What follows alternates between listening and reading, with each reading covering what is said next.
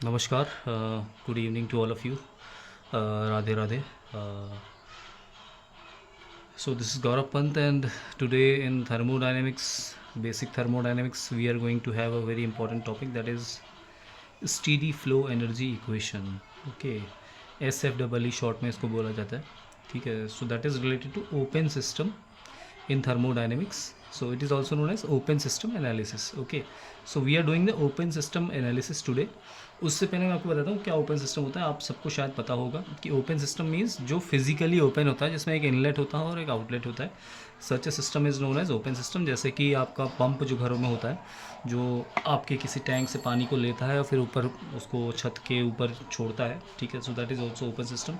एक इनलेट एक आउटलेट होता है. Similarly, turbine, compressor, nozzle, all are open systems. Okay, so we are doing the open system analysis, which is having an inlet and an outlet. Okay, so the same thing we will do today.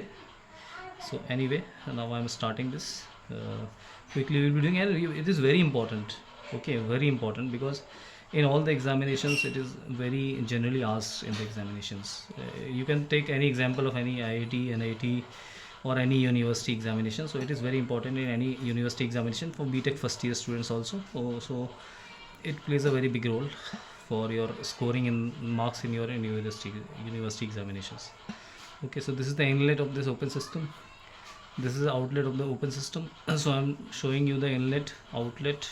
Okay, then I will show you what are the parameters at the inlet, what are the parameters at the outlet. Okay, so this is the open system boundary. This the system boundary. Okay, system boundary क्या होती है आप सबको पता है. Boundary मतलब जो layer system को सराउंडिंग से सेपरेट करती है वो बाउंड्री कहलाती है. ठीक है. ये दिया हमारा सिस्टम के अंदर, it is the system. Okay, जिसके अंदर यहाँ से कुछ लिक्विड या फ्लूइड अंदर जाएगा और इसके अंदर फ्लूइड होगा. Okay, and finally the fluid will come out of this system from this outlet. Okay, from this outlet. So obviously inlet पे अगर फ्लूइड अंदर जा रहा है, फ्लो कर रहा है, this direction showing flow of the fluid. Okay, so किसी मास फ्लो रेट से कर रहा होगा, that is m1 dot mass flow rate. Dot का मतलब होता है रेट. ओके, ऑब्वियसली बात है, यूनिट क्या होगी, किलोग्राम पर सेकेंड. मास फ्लो रेट, एक सेकेंड में कितना मास फ्लो कर रहा है. ठीक है. So this is the system boundary, this is the open system. So also known as control volume, क्योंकि वॉल्यूम हमारा यहाँ पे फिक्स है. That's why it is also known as control volume. Control volume is synonymous to open system only. Okay, so ये open system का मैंने inlet दिखा दिया, आउटलेट दिखा दिया. अब मैं क्या कर रहा हूँ, ओपन सिस्टम अगर आप कोई भी यूज़ कर रहे हो तो उससे ऑब्वियसली कोई वर्क या तो आप लेना चाहोगे, या तो वर्क के हेल्प से आप कुछ काम लेना चाहोगे उससे. जैसे कि कंप्रेसर में क्या होता है, आप वर्क देते हो, इलेक्ट्रिसिटी देते हो, तो कंप्रेस करके देता है एयर को. ठीक है. सो यहाँ पे हम एक शाफ्ट दिखा रहे हैं जो वर्क इंट्रैक्शन के काम आएगा. सो ये शाफ्ट आपको शाफ्ट वर्क देगा. ठीक है. उस शाफ्ट वर्क को दिखा रहा हूँ मैं W शाफ्ट डॉट से. डॉट मतलब फिर से rate of the work done. W shaft dot, obviously rate of the work done है तो उसकी यूनिट होगी किलो जूल पर सेकेंड. ठीक है. किलो जूल क्यों ले रहे हैं, मैंने आपको बताया हुआ है. किलो जूल इसलिए लिया जाता है क्योंकि थर्मोडायनेमिक्स में मैक्सिमम कैलकुलेशंस किलो जूल की फॉर्म में होती हैं. Kilo joule is the relevant unit for our heat and work and energy interactions. That's why kilo joule में लेते हैं हम लोग. ठीक है. तो ऑब्वियसली बात है कोई अगर वर्क इंट्रैक्शन हो रहा है तो कोई ना कोई हीट इंट्रैक्शन भी हो रहा होगा यहाँ पर सिस्टम से. Okay, we are taking general consideration, so some heat will be supplied, we are assuming, to this system. उसको हम Q डॉट बोल रहे हैं, उसका भी यूनिट किलो जूल पर सेकेंड में है. ठीक है. ओके, सो एक हमें यहाँ पे लेना पड़ता है डेटम लाइन. डेटम लाइन आप जानते हो, रेफरेंस लाइन, जिससे आप किसी भी हाइट को मेज़र करने का काम करोगे. ठीक है. डेटम लाइन, इससे अब देखो इनलेट की हाइट. अब देखो मैं कुछ इनलेट और आउटलेट पैरामीटर्स डिफाइन कर ले रहा हूँ. इनलेट आउटलेट पैरामीटर्स को मैं डिफाइन कर ले रहा हूँ. ठीक है. कि इनलेट पे क्या वैल्यूज़ हैं प्रॉपर्टीज़ की, आउटलेट पे क्या वैल्यूज़ हैं प्रॉपर्टीज़ की, तो उन्हें कहते हैं इनलेट एंड आउटलेट पैरामीटर्स. ठीक है. इनलेट पैरामीटर्स में यहाँ पे लिख दे रहा हूँ, आउटलेट पैरामीटर्स में इधर लिख दूँगा क्योंकि इधर जगह नहीं है तो मैं इधर लिखना पसंद कर रहा हूँ. ठीक है. सो इनलेट पैरामीटर्स यहाँ पर लिखता हूँ, इनलेट पैरामीटर्स. देखो इनलेट पे जो फ्लूइड यहाँ से अंदर जा रहा है उसके जो वैल्यूज़ और प्रॉपर्टीज़ हैं वही इनलेट पैरामीटर्स कहलाते हैं. ठीक है. इनलेट पे जो फ्लूइड अंदर जा रहा है उसकी स्पेसिफिक इंटरनल एनर्जी सपोज है U1. ठीक है. U1 is the specific internal energy. Small में इसलिए लिया है कि स्पेसिफिक है. ठीक है. स्पेसिफिक इंटरनल एनर्जी की यूनिट क्या होगी, किलो जूल पर kg. तो ब्रैकेट में यूनिट भी लिख दे रहा हूँ मैं. ठीक है। इनलेट पे स्पेसिफिक इंटरनल एनर्जी होगी U1। स्पेसिफिक इंटरनल एनर्जी मैं लिख नहीं रहा हूँ क्योंकि जगह बहुत ज़्यादा कम हो जाएगी, नहीं तो स्पेसिफिक इंटरनल एनर्जी है। इनलेट पे जो प्रेशर, जो फ्लूइड जा रहा है उसका प्रेशर है P1, ठीक है। ऑब्वियस सी बात है, इसका प्रेशर का यूनिट क्या होगा, किलो पास्कल। ओके। इनलेट पे जो फ्लूइड जा रहा है उसकी स्पेसिफिक वॉल्यूम हम मान रहे हैं V1। ऑब्वियस सी बात है, वॉल्यूम स्पेसिफिक वॉल्यूम है तो मीटर क्यूब पर केजी। 1 किलोग्राम मास का जो वॉल्यूम होता है वही कहलाता है स्पेसिफिक वॉल्यूम, ठीक है। इस इनलेट पे जो फ्लूइड अंदर जा रहा है उसकी वेलोसिटी सपोज है C1। देखो V से अगर आपने वॉल्यूम को दिखाया तो V से वेलोसिटी शो नहीं कर सकते, तो हम इसको मीटर पर सेकेंड में वेलोसिटी होगी जिसको C से दिखा रहे हैं, ओके, मीटर पर सेकेंड, ठीक है। C हो गया। इनलेट की जो हाइट है, हेड यहाँ से डेटम लाइन से जो हाइट है, ठीक है, यहाँ पे मैं हाइट दिखा रहा हूँ जिसको हम हेड भी बोलते हैं, हाइट या हेड। इनलेट का जो हेड है वो Z1 है, ठीक है। तो इनलेट का हेड हो गया Z1, ठीक है। Z1 is the head of the inlet. Obviously ये मीटर में होगा, ठीक है, मीटर में ही है तो ये चीज़ें जेड हेड वगैरह मीटर में लिया जाता है, ठीक है। सो दैट्स वाई, ठीक है। तो ये हो गया आपका इनलेट का हेड, ओके। तो यहाँ पे हमने कुछ चीज़ें डिफाइन कर दी। एंथैल्पी अगर हम मानते हैं इनलेट पे, एंथैल्पी स्पेसिफिक एंथैल्पी हमारी हो जाएगी H1। इसकी भी यूनिट होगी किलो जूल पर केजी, ठीक है। इसमें भी कोई दिक्कत नहीं है क्योंकि स्पेसिफिक ले रहे हैं तो ऑब्वियस सी बात है किलो जूल पर केजी ही होगी। ये इनलेट पैरामीटर्स है, ठीक है। सिमिलरली आउटलेट का हेड भी हम डिफाइन कर देते हैं। आउटलेट का हेड सपोज है Z2, इसकी जो हाइट है यहाँ से वो Z2 है। मैं यहाँ पे इसको दिखाने की कोशिश करता हूँ, थोड़ा सा इसमें यहाँ पे काफ़ी वो हो गया है तो मैं इसको पूरा नहीं दिखा रहा बल्कि एरो को, बल्कि इतना ही दिखा रहा हूँ, ओके। सो ये जो हाइट है, ये हेड जो है ये Z2 है आउटलेट का, ठीक है।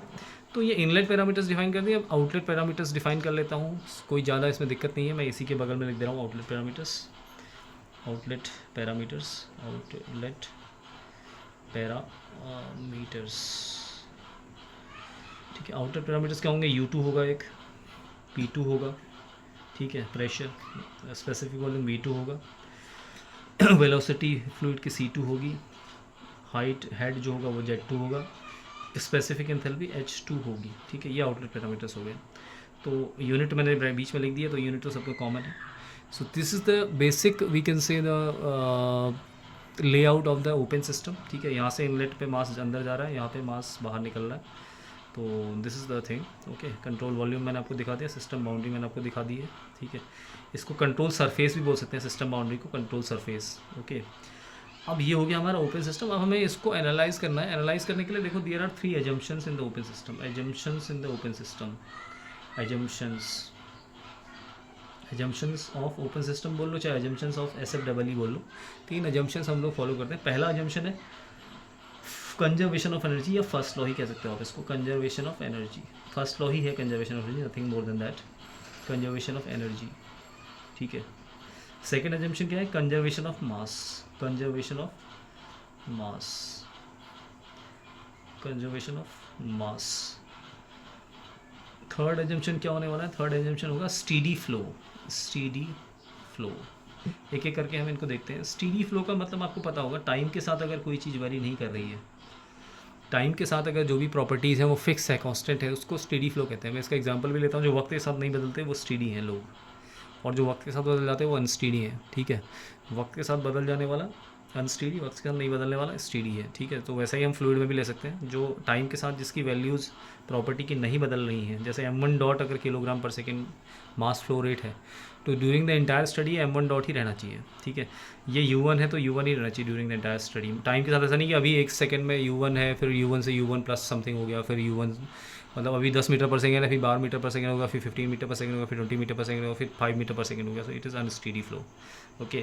तो टाइम के साथ चीज़ें अगर फिक्स है तो स्टीडी फ्लो कहलाएगा, ठीक है। So that is the steady flow. तो ये 3 एजम्पशंस हमको अब अप्लाई करने हैं अपने इस सिस्टम में, इस ओपन सिस्टम में, ठीक है। So we are applying the same things into the open system, our open system now, okay. So let's apply,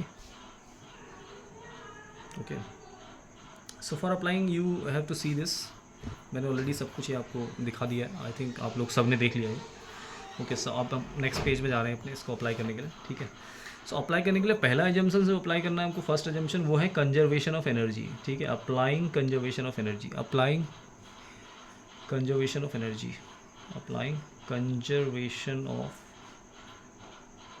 energy,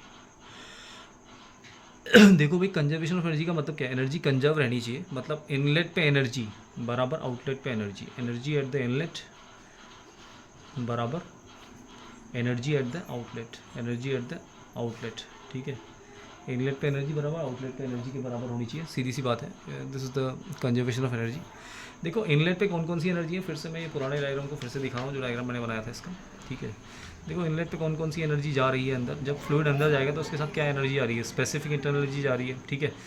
P1 और V1 को मल्टीप्लाई करते हैं तो हमें फ्लो वर्क नाम की एक प्रॉपर्टी मिलती है, फ्लो वर्क, ठीक है। फ्लो वर्क भी अंदर जा रहा है तो वर्क भी एनर्जी ही है, ठीक है।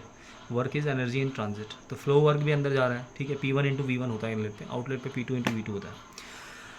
C1 वेलोसिटी से जा रहा है तो कुछ काइनेटिक एनर्जी भी जा रही होगी इसकी, ठीक है। C1 के साथ काइनेटिक एनर्जी जा रही होगी, so that is kinetic energy.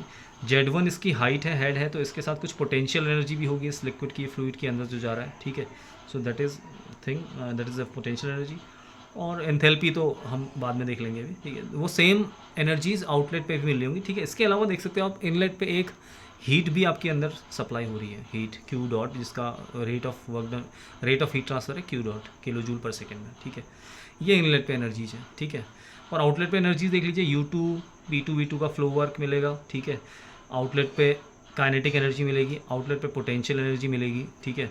और आउटलेट पे शाफ्ट वर्क मिल रहा है हमें, ठीक है। तो ये चीज़ें हमको साफ समझ में आ रही हैं, तो इन्हीं को हमको जोड़ के बराबर कर देना है, तो वही हमारा कंजर्वेशन ऑफ एनर्जी है, ठीक है। तो इनलेट पे एनर्जीज क्या क्या है? इनलेट पे एनर्जी हमने अभी देखी थी, पहली है specific internal energy, specific internal energy या फिर इंटरनल एनर्जी कह लो, एक ही बात है, ठीक है। स्पेसिफिक मतलब 1 किलोग्राम के लिए है, और इंटरनल एनर्जी किसी पर्टिकुलर मास के लिए हो जाएगी, ठीक है। प्लस फ्लो वर्क या specific flow work, specific flow work, ठीक है, ठीक है, स्पेसिफिक फ्लो वर्क, ठीक है। Plus kinetic energy, kinetic energy देखो, काइनेटिक एनर्जी भी स्पेसिफिक हो सकती है और काइनेटिक एनर्जी कंप्लीट भी हो सकती है, ठीक है। अभी हम इस पर बात कर रहे हैं आगे। Plus potential energy, potential energy, potential energy, ठीक है, पोटेंशियल एनर्जी, ये सब इनलेट पे देख लो आप, ठीक है, इनलेट पे। प्लस हीट भी है, हीट जो सप्लाई हो रही है इनलेट पे, ये हमने इनलेट की एनर्जीज लिख दी है, ठीक है। बराबर यही सब आउटलेट पे आएगा, specific internal energy plus specific flow work या फ्लो वर्क, इस पर थोड़ा सा ध्यान देना होगा इसके बाद हमें। Plus kinetic energy plus potential energy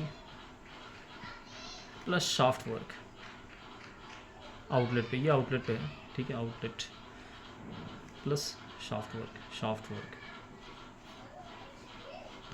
ठीक है। ये इनलेट आउटलेट पे हमने एनर्जी को बैलेंस कर दिया, that is conservation of energy, ठीक है। ओके, तो अब देखो भाई, इंटरनल एनर्जी लिख लेते हैं, स्पेसिफिक U1, 1 किलोग्राम मास की स्पेसिफिक इंटरनल एनर्जी U1 होगी, ठीक है। फ्लो वर्क होगा 1 किलोग्राम मास का P1 V1, plus kinetic energy 1 kilogram mass की होगी 1/2 इंटू 1 इंटू C1 स्क्वायर, ठीक है। Plus potential energy 1 kilogram mass की होगी mgh होती है, ठीक है। तो मास कितना है 1 into G into Z1, height Z1, ठीक है। ये होगी इनलेट पे आपकी एनर्जी 1 किलोग्राम मास की, ठीक है। अब ये चीज़ ध्यान देनी पड़ेगी थोड़ा सा यहाँ पे, ये 1 किलोग्राम मास की एनर्जी है, मतलब किलो जूल पर केजी में एनर्जी है ये सारी एनर्जी किलो जूल पर केजी में है। अभी एक पॉइंट और देखना पड़ेगा, किलो जूल पर केजी में हम इसको लेना चाह रहे हैं, बट किलो जूल पर केजी में है कि नहीं है, इस बात पे हम बात कर रहे हैं, अभी कर रहे हैं जस्ट, ठीक है।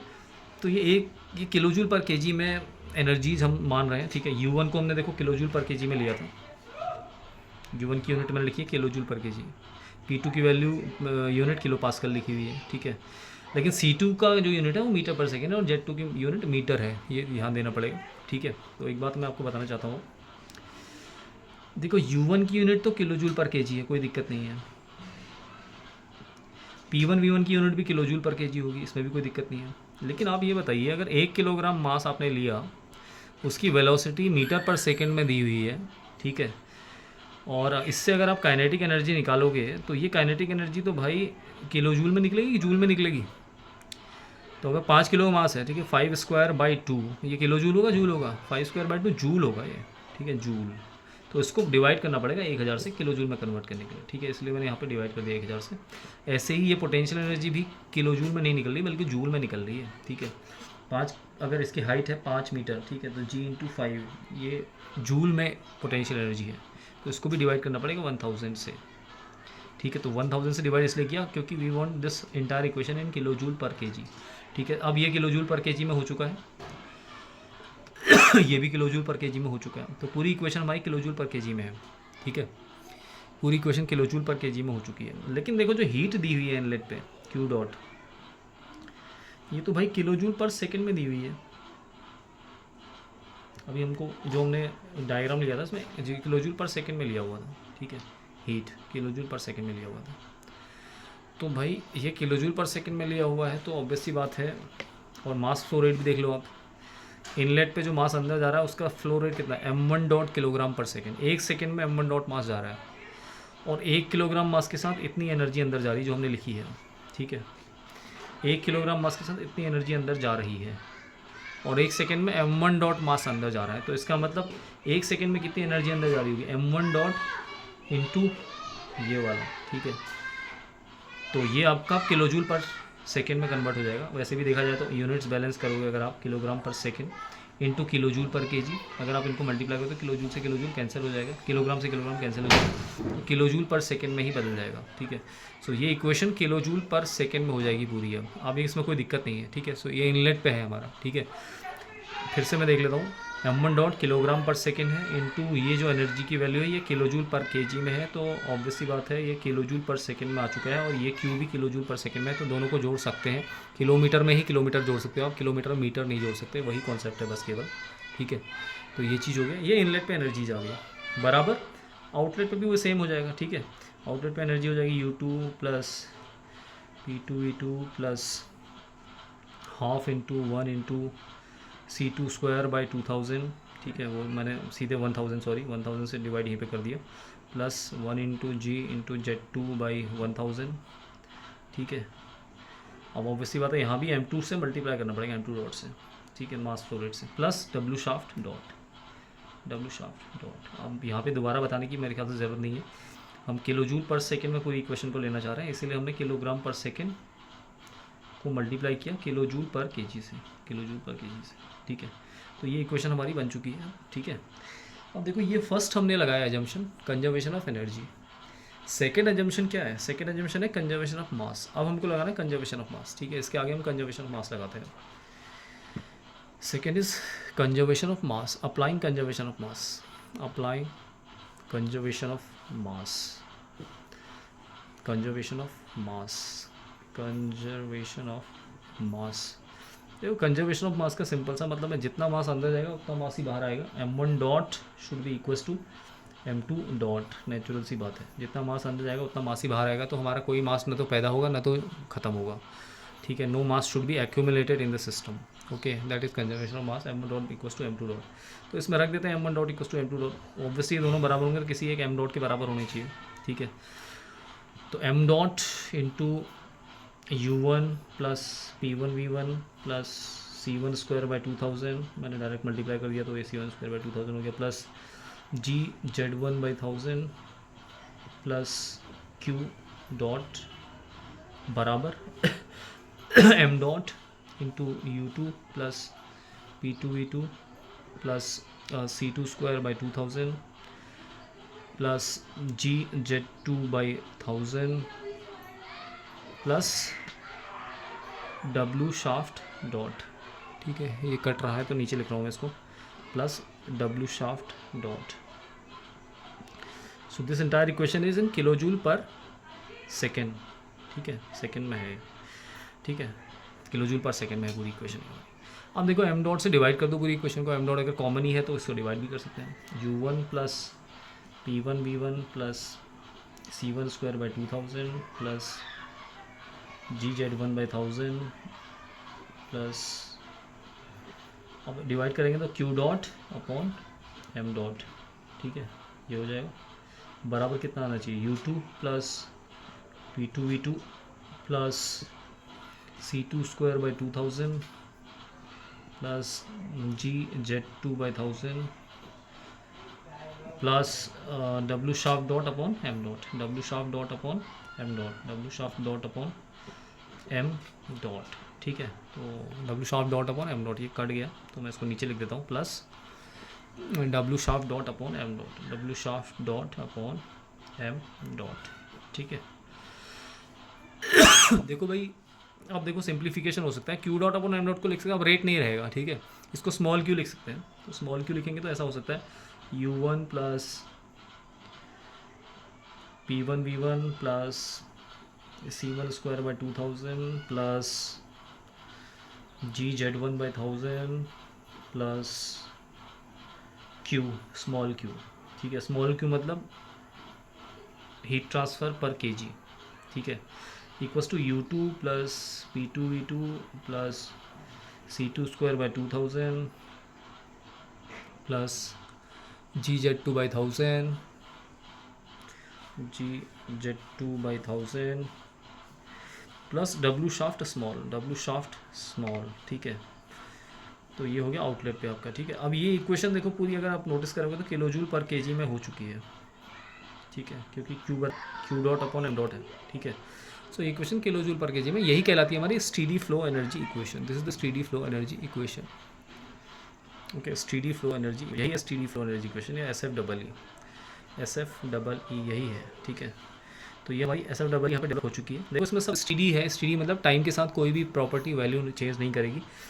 इनिशियल में भी जो इनलेट पे स्पेसिफिक एनर्जी यू वन ही रहेगी, थोड़ी देर बाद भी वही रहेगी, और एंड तक स्टडी की यही रहेगी। इसलिए इसको steady state condition, third assumption है वो, इसीलिए यहाँ पे वैलिड किया हुआ है ऑलरेडी, इसीलिए एक हमारी बन रही है। ठीक है, अब देखो एक चीज़ और नोटिस कर सकते हो, U one plus P one V one के बदले आप एच वन भी तो लिखते हो। एच बराबर एंथैल्पी बराबर क्या होता है, यू प्लस पी, ऐसे U two plus V two के बदले एच टू लिख सकते हो। ठीक है, और सिंप्लीफिकेशन क्या हो रहा है, H one plus C one square by 2000 plus G Z one by 1000 plus Q बराबर H two plus C two square by 2000 plus G Z two by 1000 plus W shaft small. ठीक है, so this is our steady flow energy equation. बहुत important equation है, बहुत important equation है। W shaft dot यहाँ दिख नहीं रहा होगा किसी को, तो मैंने खिसका दिया इसको थोड़ा सा यहाँ पे।